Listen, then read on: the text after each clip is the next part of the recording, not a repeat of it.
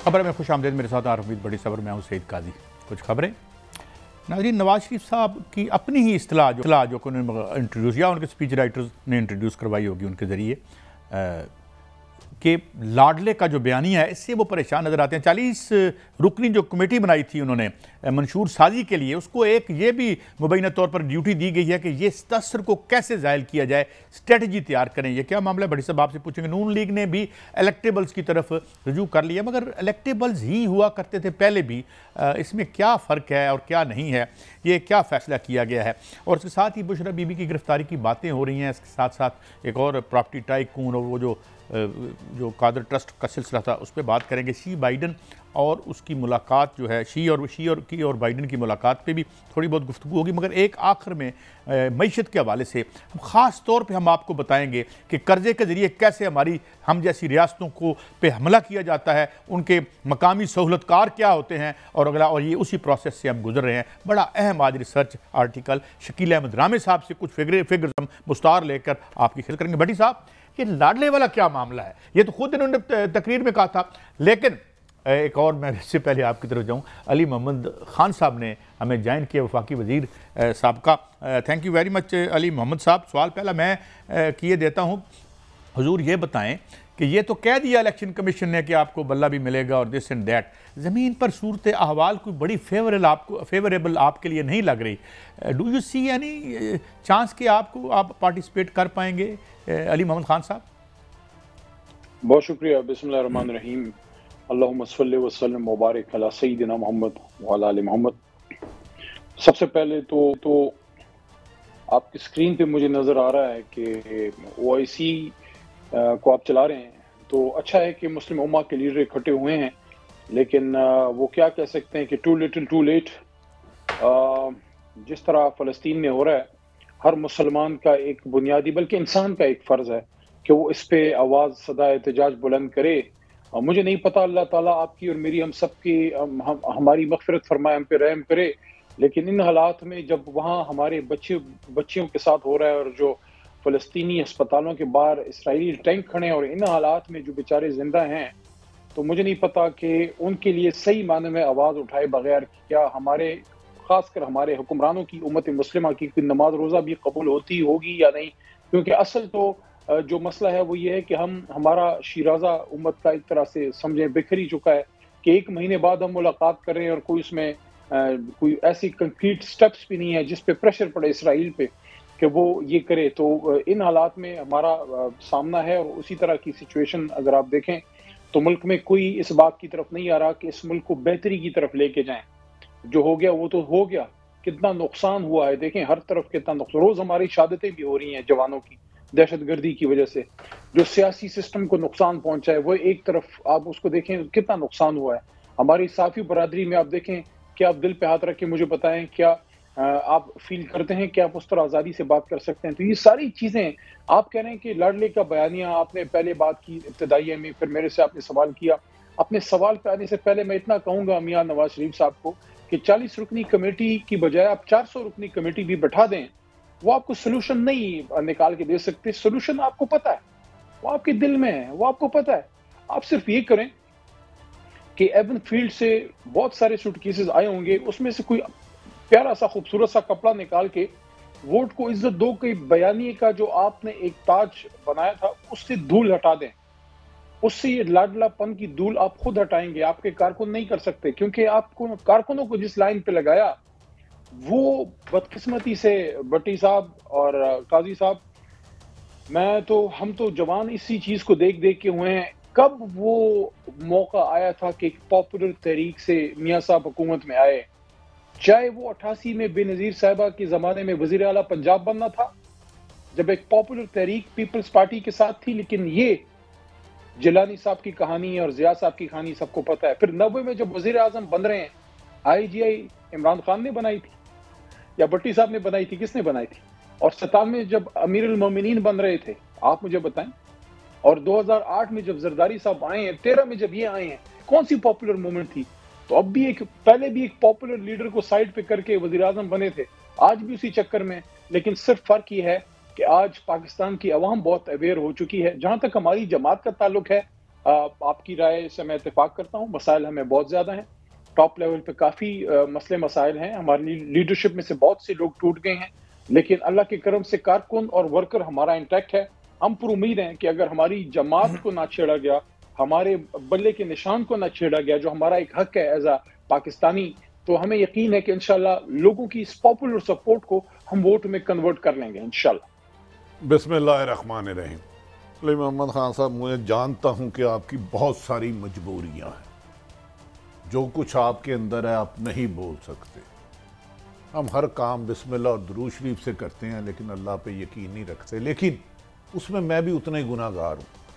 साफत में हम 1% सच नहीं कह सकते। जो इनके लाडले हैं उन्हें सच कहने की आदत। अरशद शरीफ हमने खो दिया, इमरान रियाज के साथ क्या हुआ वो खो दिया, और कोई साफ़ी रोज़ाना जीते और मरते हैं। निसार उस्मानी वाली साफत की पाकिस्तान में तदफीन हो गई।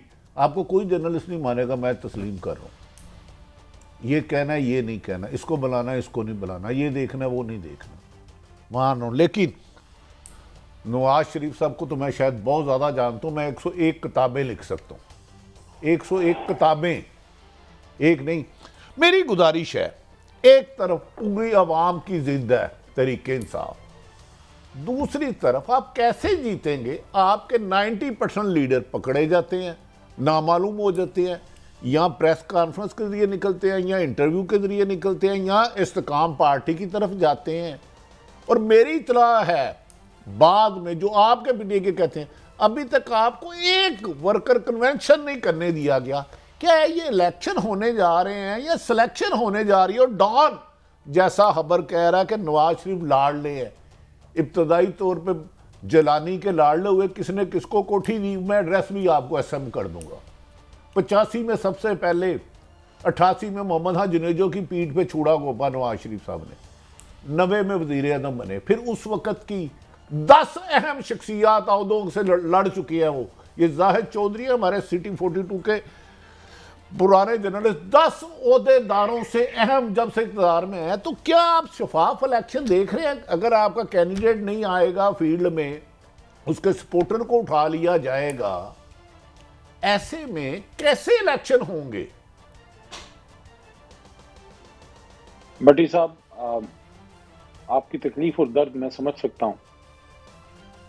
आखिर को हम सब पाकिस्तानी हैं, और बदकिस्मती से या खुशकिस्मती से अपने मसले हमने खुद हल करने हैं, बाहर से किसी ने आके नहीं करने। इन दरवाज़ों पे दस्तक देने का क्या फ़ायदा जो 3 बार वज़ीर आज़म बन के ये नहीं समझ सके कि आए उस मुल्क को मजबूत करें जिसने हमें इतनी इज्जत दी। अली मोहम्मद क्या है? कौन है अली मोहम्मद? मेरे से 1000 गुना ज़्यादा काबिल नौजवान जब मैं बना था, जब मैं यंग एज में मैंने पहली बार बना आज से 10 साल पहले, मुझ में क्या सुरखाब का पर था? इस पाकिस्तान ने मुझे इज्जत दी ना, तो मेरी रिस्पॉन्सिबिलिटी बनती है कि इसको मैं बेहतर ना कर सकूं तो कम से कम इसको लूटूं तो ना, इसको तबाह तो ना करूं, इसके अंदर लोगों को जीने का हक तो दूं। शुक्र अल्हम्दुलिल्लाह, किसी के मुंह से नवाले छीनने वाले लोग नहीं हैं हम तहरीक इंसाफ वाले। हाँ, हमें गुस्सा होगा, हमारे लोगों में, हमारे नौजवानों में लोग बड़ा कहते हैं जनाब आप सख्त बात करते हैं। क्यों ना सख्त बात करें? मैं हमेशा सियासत में शाइस्तगी का कायल रहा हूं और मैं उस पर अमल भी करने की कोशिश करता हूं। लेकिन आप मुझे ये बताएं, जब नौजवानों से उनके ख्वाब छीन लिए जाएं, जब नौजवानों को इस मुल्क में कुछ नजर ना आए, जब एक नौजवान सारी रात मेहनत करे और कल सुबह जो है किसी बड़े आदमी का बेटा या किसी के जेब में जो पैसे हैं उसके नंबर ज्यादा आ जाएं, और भट्टी साहब का बेटा सारी रात मेहनत करके भी ना मेडिकल कॉलेज में उसको एंट्री मिले, ना इंजीनियरिंग में मिले, वो क्या करे? वो फेसबुक पे जाके अपने गुस्से का इजहार भी ना करे। वो क्या करे? इसका मुल्क नहीं है क्या? उसको लैंड ऑफ अपॉर्चुनिटी सिर्फ अमेरिका में नजर आए? यार, इंग्लैंड से हम 75 साल पहले आजादी हासिल कर चुके। आज भी जो आपको इंग्लैंड जाके अपना मुस्तकबिल अगर संवारना है और अमेरिका जाके संवारना है, व्हाट अबाउट जिना? अच्छा अली मोहम्मद साहब, मैं सॉरी माफी चाहता हूं, मैं आपको रोक रहा हूं। वैसे तो नौजवानों को छोड़ें, सियासतदान भी अपना मुस्तकबिल वहीं संवारते हैं। मैंने आपको एक शॉर्ट सुनवाना है राना सनाउल्लाह साहब का, वो जरा सुने और मैं इस पर आपका टेक चाहता हूं। सुनाएं जी। मेरा सवाल ये राय है, ये मुतालबा है? हम तो यंग पॉलिटिकल वर्कर थे उस वक्त। 2013 की बात, भट्टी साहब थोड़ा सा रिलैक्स हो जाए। नहीं, रिलैक्स है, मुस्कुरा लें। खैर 2013 को थोड़ा याद करें। हम तो इलेक्शन की गर्मा, मेरे तो नसीब में 3-3 बार गिनतियां करना है, क्योंकि मेरे तो मुकाबला जमीयत से होता है। वहां हमारे बड़े मोहतरम मौलाना साहब है, वो एक बार गिनती करके तसल्ली नहीं होती। लोग वजारतें लेने एक बनी गाला होते थे, मैं 5-5 दिन बैठ के गिनतियां कर रहा होता। तो 2013 में भी जो है गिनती चल रही थी। तो मुझे ये बताएं, इलेक्शन की रात मियां साहब ने शायद ये बात की थी ना कि मुझे 2/3 चाहिए, या 2/3 अक्सरियत मिलनी चाहिए, या 2/3 अक्सरियत जो है लेके रहेंगे, ऐसी कोई बात थी। तो मेरे ख्याल में जैसे उस्ताद वैसे शागिर्द, तो नहीं, शायद राना साहब वो बात कर। अहमद खान साहब गुजारिश ये है, उन्होंने कहा था 11 बजे अपना अनाउंस खुद ही कर दिया था फैसला। मियाँ साहब दरअसल खेल वो खेलते हैं जिसमें अंपायर भी वो हो और वकील भी वो हो और पिच भी उनकी मर्जी की हो। एक बात मैं करूंगा भट्टी साहब मेरी बात सुने। देखें, बैन सुतूर आजकल जो है हम सबको बातें करने की आदत है। बस इतना मैं कहूंगा कि मुदई लाख बुरा चाहे तो क्या होता है, वही होता है जो मंजूर खुदा होता है, और खुदा अवाम के अंदर से बोलता है, क्योंकि ज़बान खल्क को नकार खुदा समझो। इसलिए काजी साहब मुझे बोलने दीजिए। मैंने ये बात कुछ दिन पहले की थी कि मियाँ साहब आप तो बड़े तमतराक से आ गए हैं और आपने जलसा भी कर दिया, आपने पूरे पाकिस्तान से बंदे इकट्ठे करके, लेकिन मसला है वज़ीर आज़म पाकिस्तान बनने में बीच में 22-23 करोड़ अवाम हायल है, क्योंकि वो चाहते हैं कि ऐसा आए जो उनको इस मुसीबत से निकाल सके। देखिए, ऑनेस्टली स्पीकिंग, क्या मियाँ साहब के पास का क्या सोल्यूशन है? वही इसाक डार साहब होंगे ना, वही डारनॉमिक्स होगी, वही ख्वाजा आसिफ साहब होंगे, वही उनके जनाब जितने उनके ख्वाजा सादर रफीक, कोई नई टीम लेके आए हैं, कोई लंदन से कोई नए बंदे लेके आए हैं, कोई सोच है। और ये मेरी मालूमात के मुताबिक तो शहबाज शरीफ साहब उनके छोटे भाई, उन्हीं की तो हुकूमत थी, डायरेक्शन तो लंदन से आती थी। तो इस बार क्या ऐसा चेंज होने जा रहा है जो मियाँ साहब जो है उनको बनाया जा रहा है, क्योंकि बहुत बड़े माशाल्लाह से कोई जो है नए दौर के नेल्सन मंडेला हैं या नए दौर के नहीं, अली अहमद खान साहब एक तो वो तासुर दे रहे हैं कि वो वजीर आज़म बन चुके हैं, जिस तरह उन्हें प्रोटोकॉल दिया गया, एक मुजरम को बेल दे दी गई, दूसरी तरफ एक जेल में था मुलजम, उसे बेल नहीं दी गई। मेरा फिर सवाल आप इधर उधर कर देते हैं, मैं कमजोर आदमी हूं, जिस तरह के हालात इस वक्त एनवायरमेंट है, पूरे मुल्क में एक बड़ी जमात को तहरीक ने वोट नहीं डालने दिया जा रहा, उसके कैंडिडेटों को हल्के में नहीं डालने दिया जा रहा, कोई पता नहीं किस वक्त कौन लापता हो जाए। क्या ऐसे में जो इलेक्शन होंगे, अगर ऐसे ही हालात रहते हैं, तो क्या आप उसको कबूल करेगी तरीके इंसाफ? देखिए, अगर ऐसे इलेक्शन होंगे तो हम तो क्या, कोई उसको कबूल नहीं करेगा कि एक पॉपुलर जमात के वर्कर्स को कन्वेंशन तक ना करने दिया जाए। वो फिर इलेक्शन से तो क्या सिलेक्शन भी नहीं होगा, वो तो फिर पता नहीं क्या होगा। देखें, मियाँ साहब 2 दफा वजीर आजम जो पहले बने फिर तीसरी बार बने, उस तरह दौर में भी ऐसे हालात नहीं थे। उस जमाने में मोहतरमा 2 दफा उनकी हरीफ थी, 97 में भी थी और 90 में भी, और फिर 2008 में जरदारी साहब थे। पीटीआई उस वक्त उतने बूम पे नहीं थी, तो उनके जो मुखालिफिन उस वक्त थे, उनको भी उस वक्त इतना मुखालफत का सामना और मुश्किलात का नहीं था जितना हमें है। लेकिन हम अपना हौसला नहीं आ रहे, हम अपनी कोशिश कर रहे हैं, कोशिश करेंगे। लेकिन अगर इस तरह इलेक्शन हो गया, आप मुझे बताएं 2024 8 फरवरी के बाद भी तो इस मुल्क ने आगे जाना है, तो अगर इस तरह से पोलराइजेशन हम कर देंगे, आप उसको मानेंगे? अवाम उसको मानेगी? अवाम ने जिसको वोट दिया है और वो अगर वहां पे उसका वोट उसके नाम का नहीं निकलता, या जिसको वोट देना चाहते हैं और उसको मुकाबले से ही बाहर कर दिया जाए, तो अवाम तो ऐसी सिस्टम के साथ फिर खड़ी नहीं होगी। आप फिर वो तगड़े फैसले कैसे कर सकेंगे? आप मईशत को ठीक करने के लिए सख्त फैसले कैसे कर सकेंगे? आप और मैं दोनों मजबूरियों में फंसे हुए हैं शायद। चले, हम थोड़ी सी हिम्मत करते हैं। ये सिर्फ गुजारिश है, असद उमर साहब ने अचानक छोड़ दी, 1-2 साहब और आपके गिरफ्तार हो गए। कितने लीडरों को ये पकड़ पकड़ के दड़बे में डाल के इस्तेकाम पार्टी के पास देते रहेंगे? वोटर तो इनके पास जा नहीं रहा। क्या आप कुछ और असद उमर के अलावा भी कुछ लोग समझते हैं कि जा सकते हैं पाकिस्तान तरीके इंसाफ को छोड़ के? देखिए, असद साहब के तो जाने का अफसोस हमें है, लेकिन बहरहाल अब वो क्या उस पर बात करें, वो जो सिचुएशन है आपके सामने है। और लोगों का इम्कान भी है, क्योंकि हमारे अली नवाज अवान साहब भी इस वक्त स्क्रीन से आउट हैं। वो एक हमारे बुनियादी कारकुन थे, वो अब इस वक्त जो है आपको पता है, इस वक्त उनसे राब्ता हमारा नहीं हो रहा।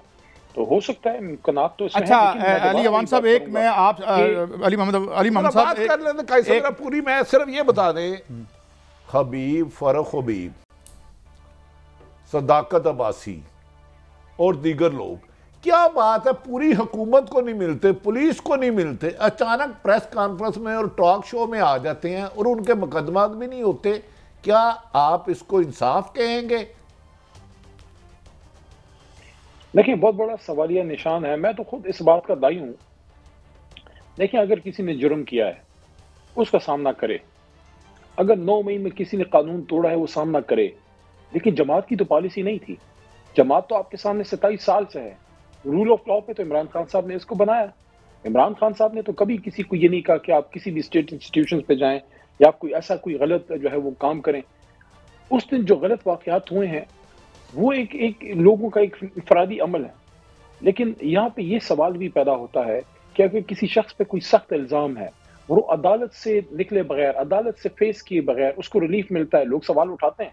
आपके सामने मैं एग्जाम्पल मौजूद हूँ, मेरे पे लगा इल्जाम, अदालत ने मुझे जो है मेरा केस खत्म किया, अदालत से निकला। उस अदालत से 9 मई केस खत्म होने के बाद भी तकरीबन 50-60 दिन मुझे जेल में जो है रहना पड़ा।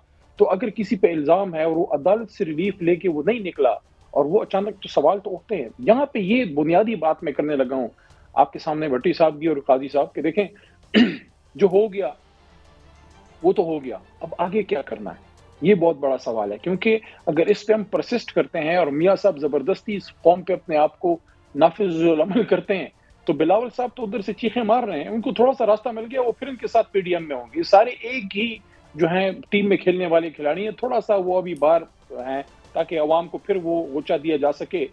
उनसे मैं ये पूछना चाहता हूँ, आज बिलावल साहब ने बड़ा स्पीच की है, तहरीक इंसाफ के बारे में भी कुछ अल्फाज इस्तेमाल किए। उनसे पूछना चाहता हूँ, पिछली हुकूमत में आप वजीर खारजा थे ना, परफॉर्मेंस तो सामने रखें, आप इस हुकूमत का हिस्सा थे, आपने लायंस शेयर लिया, आपके वज़रा यहाँ बैठे, अनइलेक्टेड लोगों को आपने काबीना में बिठाया, उनको स्पेशल असिस्टेंट लगवाया, आप हुकूमत में हिस्सा रहे, आप हर जगह जाते रहे, आप हुकूमत की काबीना मीटिंग्स में बैठते रहे।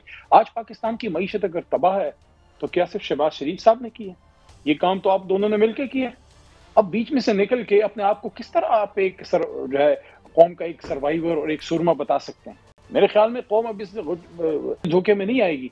इसलिए एक आजाद शफाफ इलेक्शन हक है। अच्छा अली मोहम्मद साहब, मैं एक शॉर्ट सुनवाना चाहता हूँ आपको मौलाना फजलुर रहमान का, फिर आप देखिए फिर क्या रिजल्ट निकलता है। जरा मौलाना फजलुर रहमान साहब का एक नुक्ता निगाह है, इस पे भी अपना टेक दीजिएगा, जरा सुनिए।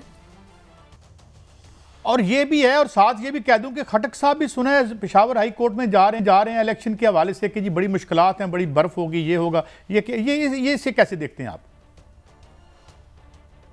देखिए, ये आम बात नहीं है जो फजल रहमान साहब कर रहे हैं। तो बहुत बड़ा एक मैं समझता हूँ मुल्क के साथ ज्यादती होगी अगर इस इलेक्शन को पोस्टपोन किया जाए और उसको आगे ले जाया जाए। जो भी उसमें अवामिल कार फरमा हो, ये तो मानना पड़ेगा कि दहशतगर्दी के मसाइल हैं, लेकिन ये मसाइल 2013 में इससे ज्यादा थे, 2018 में भी थे। तो अब क्या, अब इसकी बिना पे अगर ये लोग, परवेज खटक साहब का तो समझ में आता है क्योंकि ज़ाहिर उनका वोट बैंक नहीं है, और मौलाना साहब को भी अपना शीशा नजर आ रहा है क्योंकि खैबर पख्तूनख्वा तो पूरा का पूरा तहरीक इंसाफ के साथ ही खड़ा है। तो देखिए, इस तरह इलेक्शन से भाग के आप कब तक भागेंगे? ये अवाम तो इधर ही है, इलेक्शन एक ना एक दिन तो होना है। बाद में अगर आप 2-3 महीने, 4 महीने, 6 महीने का आप उसको लंबा खींचते हैं, फिर लेके आते हैं, फिर वही अवाम है, फिर वही इमरान खान है, फिर वही न, देखें आपको वहां उंगली रखनी पड़ेगी। जो हक बात है, हक बात यह है कि फैसला अवाम को करने दें। अवाम जो है वो इस मुल्क के लिए बेहतर फैसला करेगी। तहरीक इंसाफ की तरफ से मैं आपको ये कहता हूँ कि तहरीक इंसाफ इंशाल्लाह हुकूमत में आएगी, इमरान खान साहब वज़ीर-ए-आज़म बनेंगे। हमारा एजेंडा सिर्फ और सिर्फ मुल्क को आगे ले जाना है, कोई जाती इंतकाम नहीं, कोई ऐसी चीज नहीं है कि किसी के दिल में ये ख्याल है कि 2/3 लेके तो खुदा ना खास्ता हम इंतकाम की रास्ते पे चलेंगे। नो, इमरान खान साहब के, मेरे, हमारे पार्टी के मतवा नजर सिर्फ पाकिस्तान के 22 करोड़ अवाम और पाकिस्तान को उस मकाम पे लेके जाना है जो 75 साल से हम उधर नहीं पहुंच सके। अच्छा अली मोहम्मद साहब, ये बताएं, अभी आपने फरमाया बिलावल भुट्टो साहब ने तकरीर की, उन्होंने ये कहा इलेक्शन में मुराद अली शाह ने गालिबन पीपल्स पार्टी जीतेगी और वज़ीर-ए-आज़म बिलावल भुट्टो होंगे।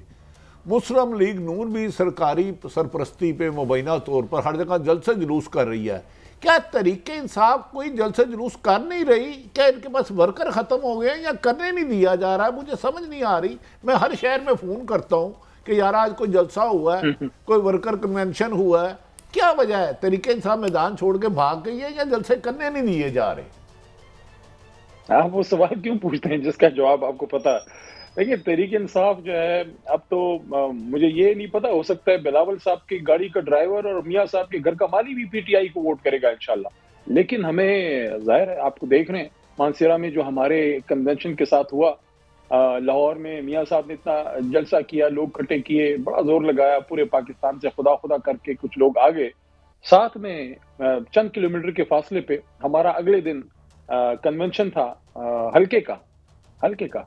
उससे इतना डर वो नहीं होने दिया, मानसेरा में नहीं होने दिया। खैबर पख्तूनख्वा में टांग था, मेरे ख्याल में करक में ANP का जलसा था, उनको फुल पुलिस प्रोटेक्शन थी, और साथ में हमारा जलसा था, उसी दिन कन्वेंशन था, उसको नहीं होने दिया। तो ये चीजें इलेक्शन कमीशन को देखनी चाहिए। जो चीफ इलेक्शन कमिश्नर साहब कहते हैं कि लेवल प्लेइंग फील्ड, तो ये तो लेवल प्लेइंग फील्ड तो छोड़ें, ये तो जमीन में दफन करने के मुतरादिफ है जो तहरीक इंसाफ के साथ हो रहा है। लेकिन हमारा वर्कर मौजूद है, अवाम हमारे साथ मौजूद है। जैसे ही थोड़ी बहुत लेवल प्लेइंग फील्ड मिली, इंशाल्लाह बक्सों से आपको बल्ले के वोट जो हैं वो आपको गिनना मुश्किल हो जाएगा, इतने निकलेंगे इंशाल्लाह। भट्टी साहब, आप समझते हैं कि तहरीके इंसाफ को जैसे जैसे वक्त गुजर रहा है, हम देख रहे हैं कि तहरीके इंसाफ पे क्रैकडाउन ज़्यादा तेज़ हो रहा है। मेरी इन्फॉर्मेशन कुछ और है, लेकिन सियासत से ज़्यादा सहाफ़त पर कदगन है, मैं तस्लीम करता हूँ। मेरी तो इन्फॉर्मेशन बिल्कुल और है। अगर ये इतनी बड़ी जमात को ना आपका कैंडिडेट जो खड़ा हो तो वो गायब हो जाए, अल्लाह ना करे उसका कोई बयान आ जाए, आपके वोटर ना निकलने दिए जाए, तो क्या इस मुल्क में जमहूरियत मजबूत होगी? कहते हैं अवाम की हुकूमत, अवाम के लिए। इधर सबसे ज़्यादा अवाम को माइनस किया जा रहा है, लेकिन आप भी निगरान हुकूमत के लिए सॉफ्ट कॉर्नर रख रहे हैं बादी नज़र में। देखिए, अगर ऐसा होता है, सॉफ्ट कॉर्नर क्या किसने किसके लिए रखना है? इस वक्त तो तहरीक इंसाफ को सॉफ्ट और हार्ड कॉर्नर छोड़े कोई कॉर्नर ही नहीं है जहां कोई कॉर्नर मीटिंग तहरीक इंसाफ कर सके। लेकिन मुझे नहीं लगता, मुझे यकीन है, मुझे उम्मीद है कि इतना बेटर सेंस तो प्रिवेल करेगी कि अगर 60-70% सपोर्ट लेने वाली जमात को अगर हम बार करेंगे तो उसको तो फिर देखें कोई नहीं मानेगा, वो तो फिर ऐसे ही सही ला हासिल है। उससे फिर बेहतर है मियाँ साहब को वैसे ही पीएम हाउस बुला लें। अच्छा ये भी सुनिए जरा, मौलाना फजलुर रहमान साहब ने कुछ और भी आपके बारे में कहा है, यानी आपकी पार्टी के बारे में, सुनाइए जी। और वो दोस्त जिसको हम समझते थे हमारी दोस्ती को हिमालय से भी ऊपर, काहिर से भी गहरी है, लोहे से भी मजबूत है, शहद से भी मीठी है, आज वो कहता है अगर फिर मुल्क में इस तरह के सादिक और अमीन आते हैं, हम पाकिस्तान में अपना पैसा जाया करने के लिए तैयार हैं। सऊदी अरब हमारा दोस्त, हर मुश्किल में एतमाद पर पूरा उतरने वाला मुल्क, आज वो भी सहमा बैठा है कि अगर आइंदा इलेक्शन में फिर कोई इस तरह का अमीन और सादिक आता है, फिर हमारी तौबा, हम पाकिस्तान में पैसा जाया नहीं। और जिसको तुम चोर कहते हो, वो कहते हैं ये आएंगे तो इनको हम पैसे भी देंगे। तो ये इनको कोई जाती तौर पर शी जिनपिंग ने इतला दी है, ये क्या है? कादी साहब, वैसे आपने अली मोहम्मद साहब ने सुना, मौलाना साहब ने चीन और सऊदी अरब पे भी एलिगेशन लगा दिए हैं। ओ भाई, अगर वोटर आपका नहीं है तो यार ये किस हद तक जा रहे हो? ये मुल्क तो आपका है। भट्टी साहब, कोई हम तरमीम कर ले आइन में कि हम वोट ही इन दोनों मुल्कों से ले लिया करें, ऐसे लोगों को तंग करते हैं घरों से निकले। अली मोहम्मद साहब, ये मौलाना साहब ने बड़ा अजीब तासुर दिया है। मैं OIC की पुरानी एक मीटिंग देख रहा था, इमरान खान फ्रंट रो पे थे, अब काकड़ साहब दूरबीन से भी मुझे नजर नहीं आया। क्या आपकी सऊदी अरब और चीन से लड़ाई है? मौलाना साहब ये तासुर क्यों दे रहे हैं, क्यों तकसीम कर रहे हैं कौम को और अदारों को आपस में? देखिए, मौलाना साहब इन सारी बातों को मेरे से ज्यादा समझते हैं, जितनी मेरी उम्र है उससे ज्यादा उनका तजर्बा है। लेकिन क्या करें, वोटर नहीं है, सपोर्टर नहीं है। वो कुछ उनके मदरसे के बच्चे हैं, बच्चों को पढ़ने के लिए भेजना चाहिए, बच्चों से सियासत नहीं करवानी चाहिए।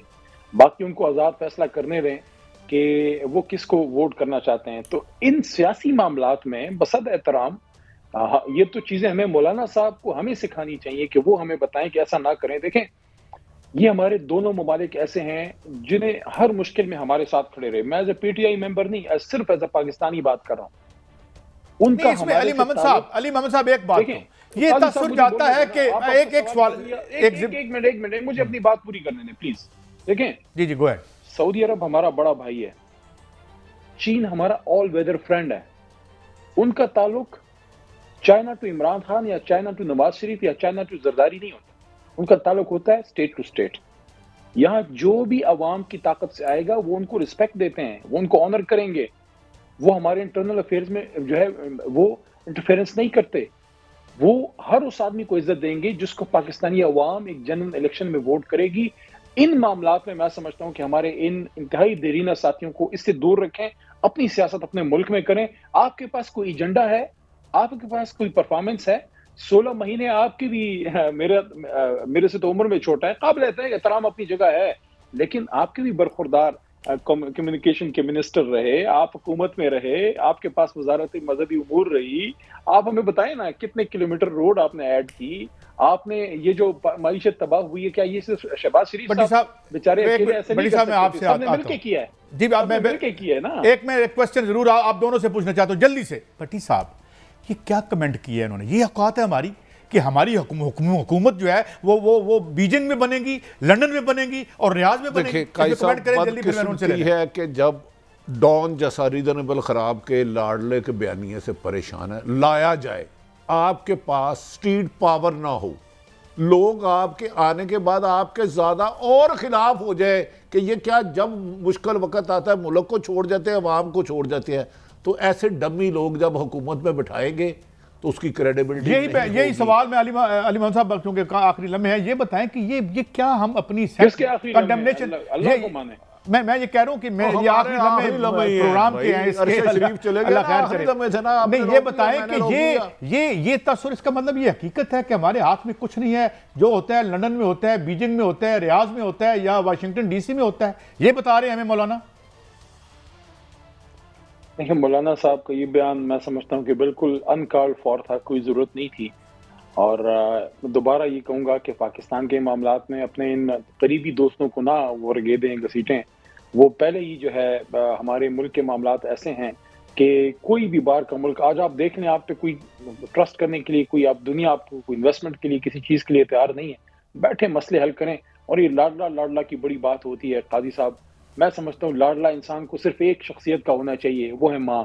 बाकी आप किसी के लाडले ना बने, आप परफॉर्मेंस पे आगे जाएं, अवाम के पास अपना एजेंडा लेके जाएं, अवाम के पास अपनी 18 महीने की परफॉर्मेंस लेके जाएं। आप अवाम को बताएं कि वो क्या वजूहात थे कि आप मुल्क से बाहर रहे और आज आपको वोट को इज्जत दो के बयानिए के बावजूद आपने खुद ही वो बयानिया जो है उसका कफन दफन किया। और एक हुकूमती वेलकम क्या हो जाता अगर आप जेल चले जाते और जेल के बाद आप जलसा करते, लोग मानते कि यार आपका वोट का बयानिया जिंदा है।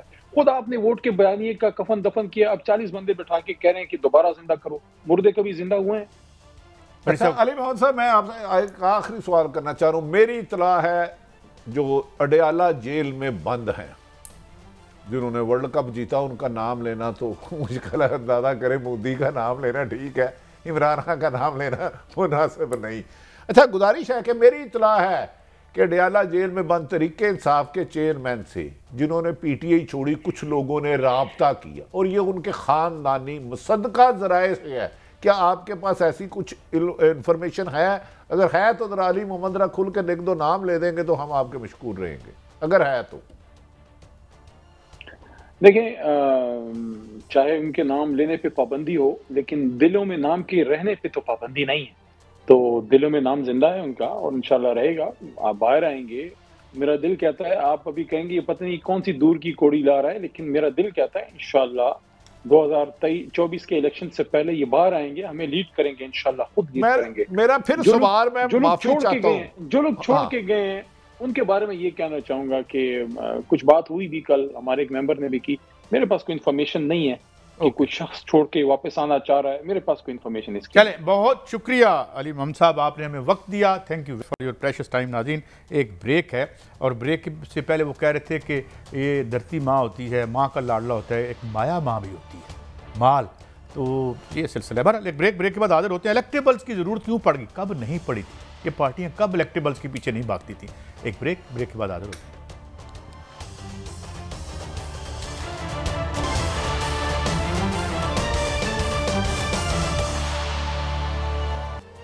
Welcome back. भट्टी साहब, मेरा सवाल आपसे बड़ा सादा है।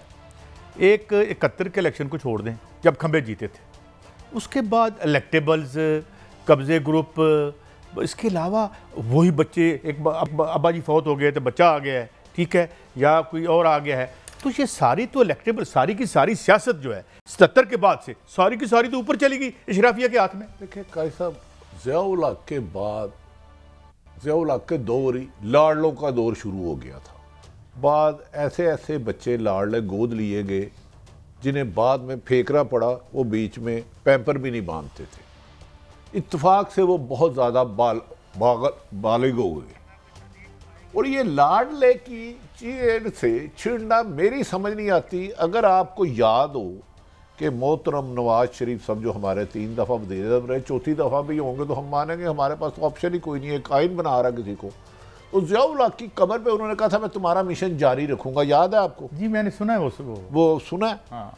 तो अगर और अंग्रेजों के कुत्ते नहलाने वालों का भी जिक्र किया, और एक केला जरदा मुझे याद है ज़िया-उल हक साहब ने मियाँ साहब को कहा आधा खाओ। तो अब ये लाडले पे चिढ़ने की क्या जरूरत है? डॉन जैसा एक बहुत बड़ा अखबार लिख रहा है, अगर ये लाडले बन चुके हैं, 28 में ये लोगों को सिलेक्टेड को देते थे ताना, अब ये खबर मैंने नहीं दी, मैं ये लफ्ज लाडले से कबल और का बीच वाला लफ्ज भी नहीं बोल रहा, दरमियान वाला का कबल और का नहीं बोल रहा। कुछ साफी डॉन तो क्रेडिबल है, मैं इसकी बहुत शुरू से एक स्टैंड, कुछ लोगों को सब कुछ कहने की इजाजत है। लाडला बना भी हुआ है, निगरान का भी, कमीशन का भी, इलेक्शन कमीशन का जो भी है, तो फिर ये माइंड क्यों करते हैं? कैसा मुझे मैं सीरियसली मैं आपसे पूछूंगा, मुझे ये बताएं कि डे वन से इनकी शख्सियत की जैसे तामीर करवाई गई, मीडिया के लोगों में, मैं उस मीडिया ग्रुपों में था जहाँ पे ड्यूटियाँ लगी लोगों की, मैं बार बार कह चुका हूँ, छोड़ें ज़्यादा बातें क्या करनी है, कि इंटरव्यू लगे, एडिशन छपे, और भी बहुत कुछ हुआ, मगर बात ये है कि ये लाडले कब नहीं थे सब लोग, और ये इलेक्टेबल्स कब नहीं थे? और क्या खाकान अब्बासी, शायद खाकान अब्बासी जो लगता है इनके टिकट पे अब इलेक्शन नहीं लड़ेंगे, या इलेक्शन ही ना लड़ने की बात भी की है, वो इलेक्टेबल नहीं है? ऐसा गुजारिश ही है। 4 दिन पहले मुस्लिम लीग नून की क़यादत की एक मीटिंग हुई। अच्छा, इधर आए ना जरा। हाँ, और वो मीटिंग अहम तरीन हुई। उस पे चारों सूबे के डिस्ट्रिक्ट वाइज जो भी इन्होंने होमवर्क किया था किया, उसमें ये दूर दूर तक इक़्तिदार में नहीं है। फिर एक शख्सियत लाहौर से किसी और शहर में गई, उसकी कमो बेशतर 45 से 50 मिनट मुलाकात हुई। दोबारा कहिएगा। एक अहम शख्सियत लाहौर से किसी और शहर गई। अच्छा, उन्होंने कहा जी हमारा पेपर वर्क, और उन्होंने भी आगे एक पेपर वर्क रख दिया, उन्होंने कहा जी ये हमने भी सर्वे कराया है, आप कहते हैं सादा अक्सरियत दे, आपके पास तो आप तो अपोजिशन से तीसरे नंबर पे हैं, और उसके बाद अपोजिशन में भी तीसरे नंबर पे हैं। तीसरे नंबर पे ये अगले 2 नंबरों पे फिर पीटीआई के अलावा भी कोई और है? और है। मैं आपको ये वोट बैंक की बात बता रहा हूं जो सर्वे करवाए गए। अब मेरी समझ से बाहर है वो कौन सा अलादीन का चिराग है कि मोहतरम नवाज शरीफ साहब वज़ीर-ए-आज़म बगैर वोट बैंक के बन जाएंगे। 1 2 का 4 हो जाएगा? नहीं, मुझे समझ नहीं आती। और उन साहब ने भी कागज़ रखा, उन्होंने कहा यार खुदा का नाम है, तो आपके आने की वजह से तो आपका वोट बैंक कम हुआ है।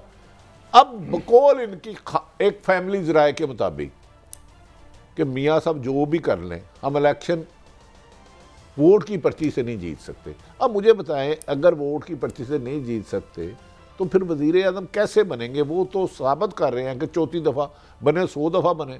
बिलावल साहब का भी दावा मैं बनूंगा, लेकिन कैसा वोट के बगैर फिर इलेक्शन क्यों करवा रहे हैं? अगर इन्हें ये है भट्टी साहब की स्वीपिंग स्टेटमेंट क्या देनी है। वैसे तो अगर एब्सोल्यूट टर्म्स में कहें तो 70 को छोड़ दें, तो वोट की पर्ची से कब कोई बना था, मगर फिर भी कोई 2-4 पर्चियां चाहिए होती हैं, कुछ 10-15 पर्चियां तो चाहिए होती है ना। पहले एक 60 सुने, फिर साहब एक खबर उससे पहले आपको दे दूं बस, अब क्या याद करेंगे। अगर तमाम सियासी जमातें क्रॉस दी बोर्ड बिमा मशमूल पीपल्स अगर देखें, ये कहते हैं 2018 में हमारे साथ धांधली हुई, अगर यही स्टेज जो 2018 था वही सलूक तरीके इंसाफ के साथ किया जाए और जो आजकल हो रहा है ये इनके साथ किया जाए, क्या होगी? और एक बात बता दूं, अगर तरीके इंसाफ इलेक्शन में गई तो सियालकोट के एक बहुत बड़ी शख्सियत इलेक्शन में हिस्सा नहीं लेगी, ये लिखवा लें। तरीके इंसाफ इलेक्शन में गई तो सियालकोट की एक अक्सर शख्सियत जो टीवी पे बड़ा बोलती है, उसने कहा मैं नहीं जीत सकता। अच्छा, क्या यानी यानी नून लीग के कोई लीडर की बात? नून लीग के लीडर सियालकोट से उनका तल्लक है, गुजरांवाला रेंज से हैं।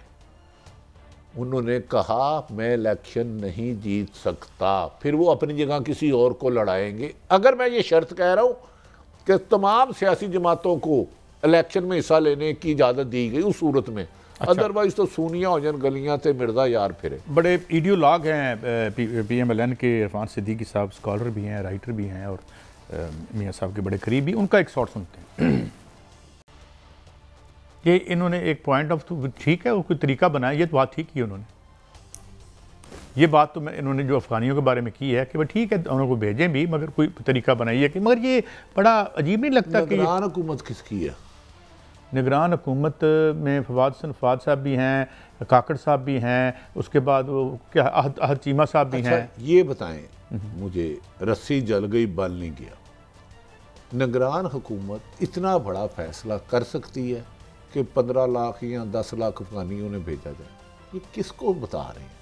अभी इक़्तिदार नहीं मिला तो काजी साहब ये हाल है। जब इक़्तिदार मिला तो फिर आप देखें कि बहुत कुछ होगा। ये कहने सी बात नहीं आना बम लत मारन तो ओ सर, ये राइटिंग ऑन दी वॉल है। काजी साहब पूरी हिस्ट्री निकाल लें।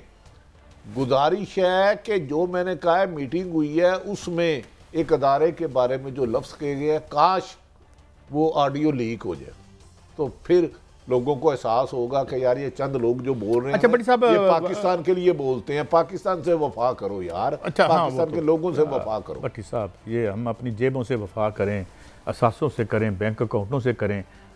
अच्छा, बहरहाल ये बुशरा बीबी की गिरफ्तारी की आम बातें हो रही हैं, फरा साहिबा पर भी इल्ज़ामात लग रहे हैं, मगर मैं बार बार एक कहता हूँ कि फरा साहिबा ने जिनको फैसिलिटेट किया है वो तो वतन अजीज़ में है ना, उनसे पूछ क्यों नहीं हो रही? काजी साहब, अब आप ना दरअसल पूरी बात नहीं करते। खुद मरियम नवाज ने दर्जनों मरतबा का उस्मान गुजार पैसे लेके पोस्टिंग करता है, या फरा बीबी ठीक, हमजा शबाज हमारे दोस्त हैं, मैं उनको मानता हूँ। वो सारे के सारे अफसर पाकिस्तान पंजाब में लगे हुए हैं। किसी एक अफसर के खिलाफ काम हुआ, कार्रवाई हुई? एक अफसर बता दे जितने जितने संगीन माजी में इल्जामात की वजह से जिन्हें ओएसडी किया गया, सजाएं दी गई, जिनके खिलाफ इंक्वायरी कराई गई, चुन चुन के उनको लगाया गया। बुजदार ने जो बंदे लगाए थे 90% वही लगे हैं। मुझे बताएं ना, ये बताएं, वो नैब का सवाल है कि आप फरा बीबी के बारे में आपका क्या ख्याल है? क्या मुस्लिम लीग नून की क़यादत के दोस्त नहीं है? क्या उनसे भी ये सवाल करोगे नवाज शरीफ साहब, आपने MCB कितने पैसों में दिया? आपने लाहौर में 50 कब्जा ग्रुप है जिन्हें मैं पर्सनल जानता हूँ, मुबैना, उनसे भी पूछोगे कि यार ये फलान जलसे के पैसे किसने लगाए? ये सब कुछ क्यों कर रहे हैं? मैं उनकी वकालत नहीं कर रहा फरा बीबी के, मैंने तो इनकी हुकूमत के तरीके इंसाफ की 5 महीने बाद एयरवे पर प्रोग्राम किया था, रिकॉर्ड का हिस्सा है। मैंने तो उसको मैंने हसन गुज्जर साहब का इंटरव्यू किया था और उनसे ये सवाल पूछे थे। मैंने तो इनका किया था कि ये बने कैसे, लेकिन मुझे ये बताएं, इससे मैं आपको गारंटी दे दूं, बुशरा बीबी को पकड़ के इमरान खान ना कमज़ोर होगा, ना टूटेगा, ना अपना अज़म पीछे होगा, पहले से ज़्यादा जवान है। आपको पता है इन्होंने बड़ी कोशिश की, शायद वो इमरान खान हिसाब लगाता जेल में, क्या होता है वो लगाता है जो बाल काले हैं, उसके बाल ही नेचुरल काले हैं, वो काले का नहीं करता वो बंदा। और उन्हें कोई ख़ास खुराक भी नहीं मांगी, वहाँ पे खुराक भी नहीं मांगी। और वो उन्होंने चंद दिन पहले एक जेल के अमले से कहा, बेटा जितनी वो सख्ती करते हैं आप ज़्यादा करें, मुझे पता है आपकी मजबूरी है।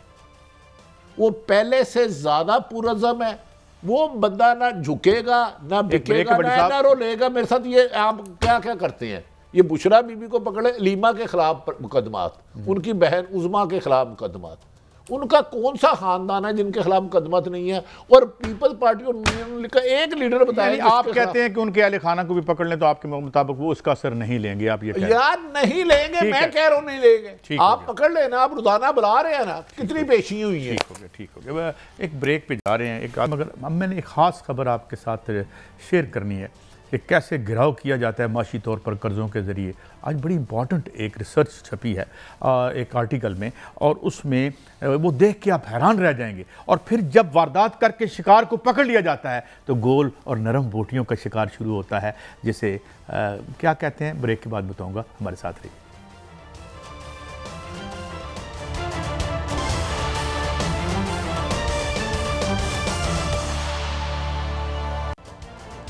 नाज़रीन, आज हम बाकायदा फैक्ट्स एंड फिगर के साथ आपको बताएंगे कि हम जैसी मैशतों को लिक्विडेट कैसे किया जाता है, इनको माजूर कैसे किए, अपाहज कैसे बनाया जाता है, कौन बनाता है, मकामी सहूलतकार कौन होते हैं। पहले सलीम मांडवी वाला साहब की एक साठ सुने, उनका एक बयान सुने। अच्छा भट्टी साहब, प्राइवेटाइजेशन करें मगर जिस तरह से कानून कहते हैं उस तरह से करें। मैं आपको दो फिगर्स देता हूँ। एक सेकंड अदब एहतराम से सलीम मांडवी वाला करें, ये सिलेक्टेड निजकारी है, और दूसरा एक्स मिनिस्टर बैठे थे। हाँ, साद रफीक साहब मीटिंग में बैठे हुए। मुझे बताया निजकारी में उन्हें बैठना चाहिए। नहीं, कतन नहीं, लेकिन फिर नाराज वैसे तो फवाद साहब को भी होना चाहिए नहीं, लेकिन मेरी अर्ज सुन लें।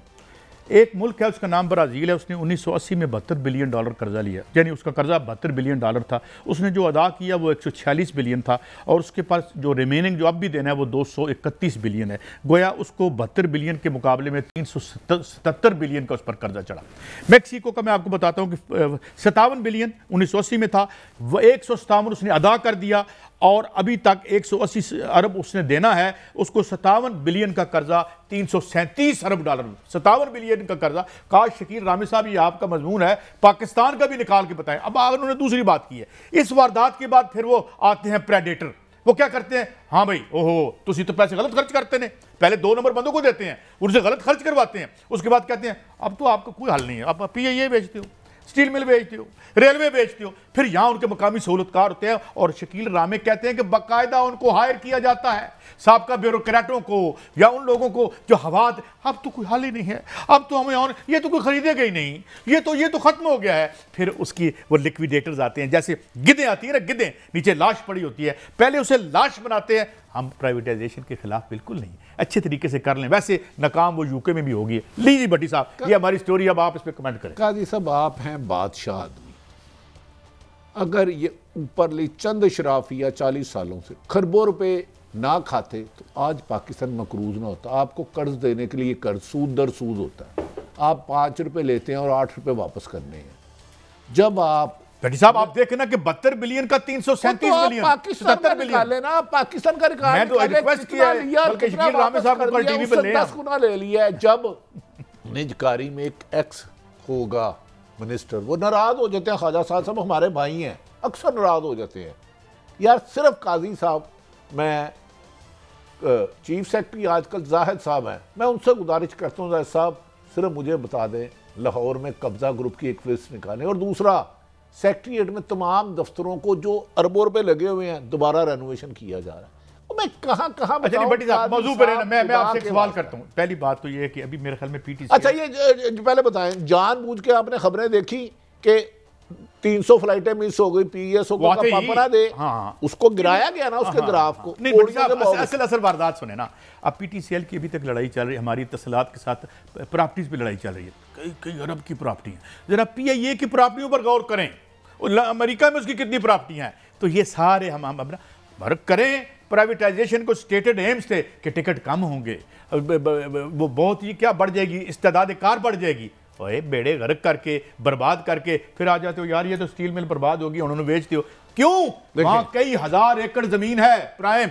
देखिए कादी साहब, गुजारिश है, फवाद हसन फवाद काबिल एहतराम सीनियर पॉलिटिशियन, हम उन्हें वादा देते हैं, दावत देते हैं कि GNN के प्रोग्राम में आए, जो दिल करें बोले, हमें बताए तो सही कि ये मुल्क में कितना नुकसान हो रहा है, किस वजह से बेच रहे हैं, और उसके बेनिफिशरी कौन है, PIA को खसारे में भेजा किसने, अचानक फ्लाइटें मंसूख क्यों हुई, आप स्टील मिल भी कोड़ियों के भाव मिल रहे हैं। पहले आपका अपना बिजनेस अरबों का हो जाता है, और सरकार को आपने मुल्क को एक शख्स 3 लाख से ज़्यादा मकरूज है। मैं तो भट्टी साहब इस प्रोग्राम को क्लोज करते हुए एक बात करता हूँ कि ठीक है, ऐसी प्राइवेट सेक्टर बना दे जैसे अमेरिका से UK में जाए, वहाँ भी चलें, होगी रिजर्वेशन लोगों की, मगर ये तो वो लोग हैं कि जो इस मुल्क को लिक्विडेट करते हैं और अपनी इन्वेस्टमेंट्स बाहर करते हैं, और जो वहाँ पे वो ऑफ शेयर हेवन्स में पैसे रखे होते हैं, प्रॉपर्टियाँ ख़रीदते हैं, उनको रीवैम्प करके फिर दोबारा बेचते हैं, वहाँ पे उनकी कारों की क्या होती है, वो जो भी सिलसिले हैं, तो बाहर जाके कारोबार बहुत अच्छे होते हैं, यहाँ पे हुकूमत का कारोबार बर्बाद कर देते हैं